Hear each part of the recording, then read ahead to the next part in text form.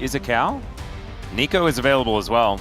I mean, this just means this lane that maybe Duckdom was thinking was going to be okay is now kind of a rough one. Actually, here for Duro and Ruler, as they want to take Perfect out of the game. They have taken infinity% more objectives than Gen.G so far this game. Never mind, Duro's going to come in, find the double Pop Blossom.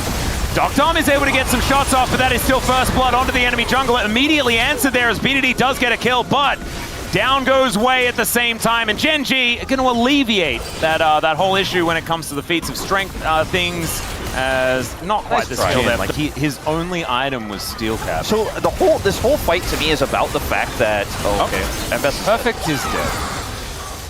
Okay, well that issue with the Gwen getting ahead, we kind of check that box here for the Gen.G composition. Yeah. And like white it out maybe out of the KT win cons and pretend it's not real. Maybe there's another win con they can find for this gen. I can see the headline now. Like, have there been just one too many Chemtech souls in the LCK? What? Trying to shoot Ruler with both bullets. He's like, turret's still perforated, man. I'm just gonna get one more tick. Yeah. He's walking after him. It's a little bit scary. Okay. Sometimes you throw a captive audience at them, as there's the flash as BDD comes in. He flashes on over, Ruler just gets out of the way though. And so now BDD, it's all a bit dark. That deadly flourish was so sick, but the Mega Cone is just going to keep Ruler alive. And I guess he just never really was in any trouble. It's once again Perfect is dead. He is going to dash a bunch, but the scissors is still there. By the way, Chovy is landing into a rel. Like, Chovy had Weaver's Wall and could have impacted the play up there. Flashes, misses the root. As it's a dodge from Ruler at the same time, you know, tomato, tomato, whatever. But he doesn't seemed like it was a freebie, and Gen.G were like, I'm not sure. Maybe we could actually get that too. Because here's that Weaver's Wall. Yep, it is going to come through just to try and take down this turret. And that should be working out here as Duckdom does walk up. Cuz is moving in as well. Deadly Flourish doesn't find the mark. That's a fantastic Tangle Barbs. That will be able to lock down this turret. Duro is getting my POM so far, if it isn't just, you know, Keen for being massive. Yeah, I think it's definitely a Duro angle so far. Looking pretty good. For Keen and a 40 CS lead. 0 versus 0-2, you're like, oh man, it's Keen, but no, it's not. Oh no, the bullying of Perfect has continued. This is just emotional warfare here. I mean, as Perfect is just not allowed to play the game. T1 employed this strategy at the road to MSI, which was kill Perfect and you win the game. But in this game, I feel like more than a series, more than Perfect's individual performance, right? It's like he got caught by Duro twice, and then the third time they just grouped and killed him. And the Ambessa, like we talked about at the very beginning of the game, like you talked about before the game even opened, it's like, is this Ambessa so important? Keep the paper down. In most cases. That's a really good point. And theoretically as well, if you did crush paper enough, you could make it heavy enough to be a paperweight itself. Yeah. Put up on the prompter is like paper with Wayne the Rock Johnson on top of it. And Keen on top of Wayne the Rock Johnson, and then it's like that's where Perfect is. Yeah, watching him do arts and crafts. It's all right. Public execution comes through. Perfect actually getting involved for once as Keen will get a taste of Perfect's medicine. And it doesn't feel fantastic. That's BDD getting another kill for himself at the same time. But that's in the meantime, yeah, Chovy is also picking up an inner turret. Canyon is going to catch Duckers. Never mind. Canyon's going to catch Duckers? Oh, no. You were so good. You were so good. Okay. He's going to be spotted. It's fine. Woo! Canyon's going to catch Duckers? Okay, he is going to catch him. He thought that he was safe. Does flash out of the way, though, and now the rest of KT have made their way over. The curtains have been called as Canyon gets that bullet to the face. Okay. And Way misses a cannon, but that's fine. Last shot goes to bad things. Yeah, all bad things, but like mainly, like it's better than if it had have gone up. Gold graph that flatlines is a good thing for the team that's behind. Yeah, absolutely. As Artican is not often a good thing for the team that's behind, as Tangle Barb's just barely missing. That was actually kind of crazy. Yeah, I don't think they could do this because Chovy's about to have his Weaver's Wall back, and he can get here really quickly. I mean, Ruler almost has 2 items, he just hasn't transformed because he got it so fast. And they are looking to come over here for the contest, and it's going to take some real fancy angles from Perfect, I think, to win this fight. He's just not even committing in. Yeah, they're going to leave. Splitter as Crashdown does get Way out of there. Chovy going to find the shove, though, and oh no, the Rel is just being caught out, and we'll just be eaten for breakfast.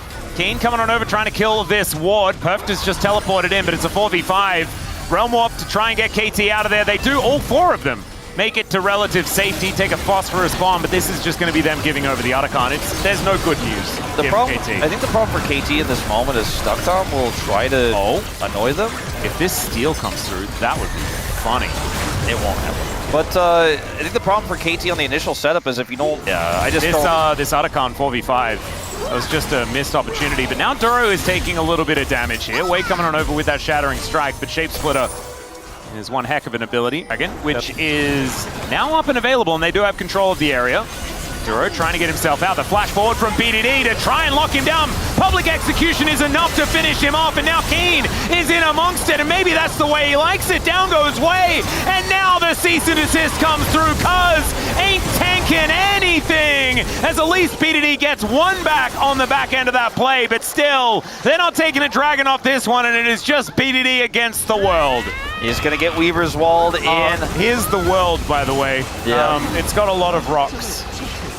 And there you have it, BDD's first death of the game. Wallets are pretty heavy, and that's an extremely fed Gwen that you just fought into a choke point for. So it doesn't work out in the follow-up. As well, if there is an overextension like this, especially when Keen is so fed. Like, look at this, there's 4 people.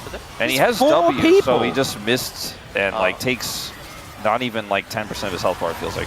Yeah, he was just like, I think I'm fine. To hang out with our boy Pool Bay up there real quick. And yeah.